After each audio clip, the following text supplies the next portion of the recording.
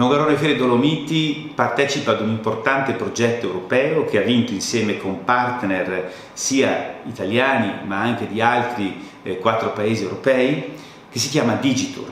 un progetto che vuole portare, grazie ai finanziamenti europei, aiuti concreti a delle imprese che verranno selezionate nel numero di 80 del settore del turismo, con contributi fino a 10.000 euro per ciascuna, per aiutare la loro digitalizzazione. Parliamo ovviamente soprattutto di imprese piccole, di microimprese, che sono quelle che di più hanno bisogno di questa digitalizzazione per poter partecipare meglio all'avventura turistica che viene proposta dall'Europa, che sia sempre più appunto all'avanguardia dal punto di vista tecnologico. Abbiamo, ripeto, vari partner che provengono da altri paesi, finanzieremo queste imprese, ma il nostro obiettivo è anche quello che i risultati di questo progetto, ma anche la selezione delle imprese, abbia luogo in collaborazione proprio con i locali, col quartiere fieristico di Longarone Fiere Dolomiti. Ricordo che noi abbiamo un'importante fiera del turismo che è per i grandi tour operator che vengono in ottobre a trovarci a Longarone con la collaborazione della Regione del Veneto da tutto il mondo, una fiera Dolomiti Oreca